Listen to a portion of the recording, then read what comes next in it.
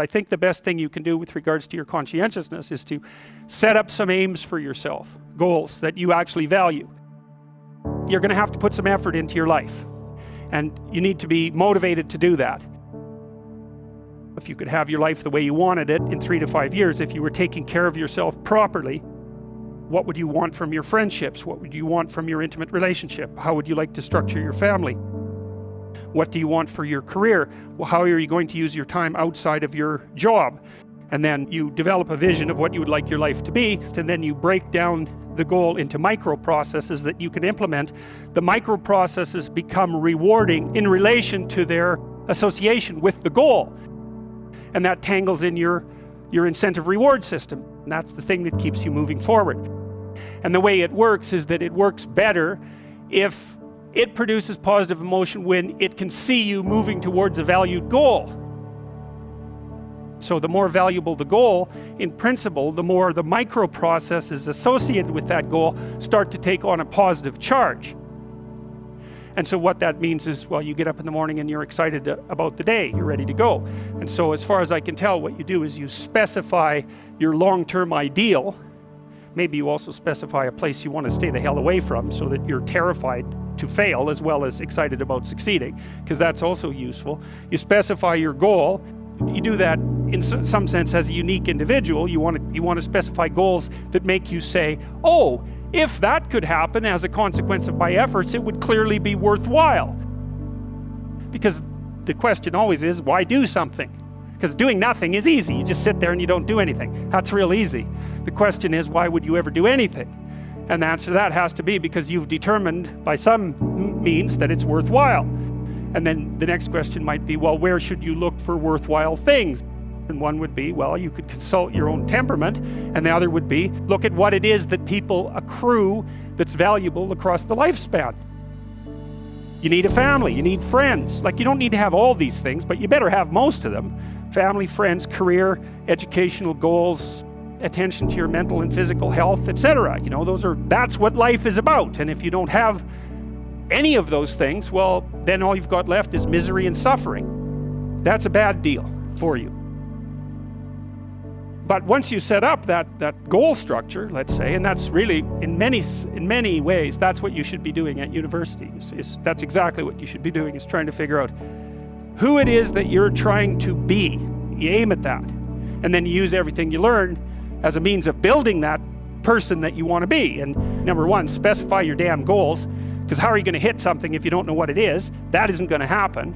And often people won't specify their goals too because they don't like to specify conditions for failure. So if you keep yourself all vague and foggy, which is real easy because that's just a matter of not doing as well, then you don't know when you fail.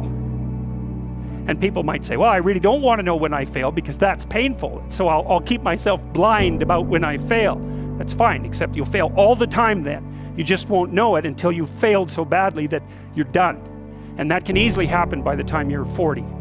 So once you get your goal structure set up, you think, okay, if I could have this life, it looks like that might be worth living, despite the fact that it's going to be anxiety-provoking and threatening, and there's going to be some suffering and loss involved and all of that. The goal is to have a vision for your life such that, all things considered, that justifies your effort. Then what do? Then you turn down to the micro routines. It's like, okay, well, this is what I'm aiming for. How does that instantiate itself day to day, week to week, month to month? And that's where something like a schedule can be unbelievably useful. Okay, so what's the rule with a schedule? It's not a bloody prison.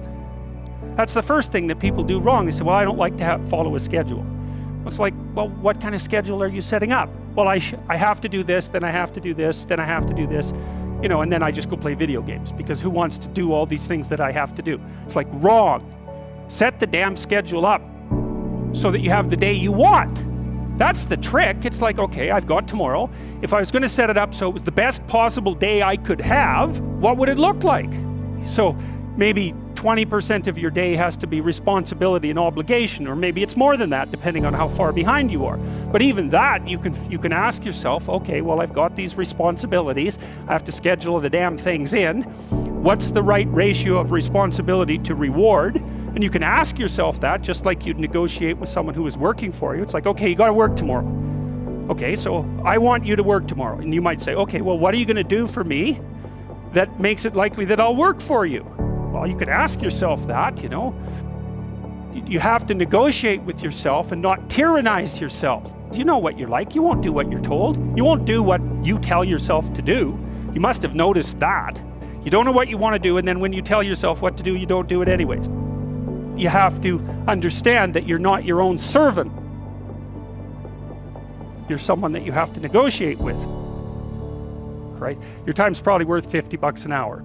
You're young, and so this is investment time, and what you do now is going to multiply its effects in the future. So let's say it's $50 an hour, which is perfectly reasonable. So if you waste 6 hours a day, and you are, then you're wasting about $2,000 a week, or about $100,000 a year. So like, go ahead, but that's what it's costing you every hour. And you need to know what your damn time is worth. One of the things you should be asking yourself is, when you spend an hour, was that, well, would have I paid someone $50 to have had that hour? And if the answer is no, it's like, well, maybe you should do something else with your time. And it depends on whether or not you think that your time's worthwhile.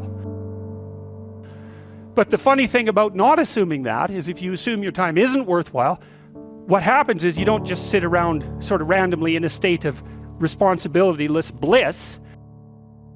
What you do is you suffer existentially.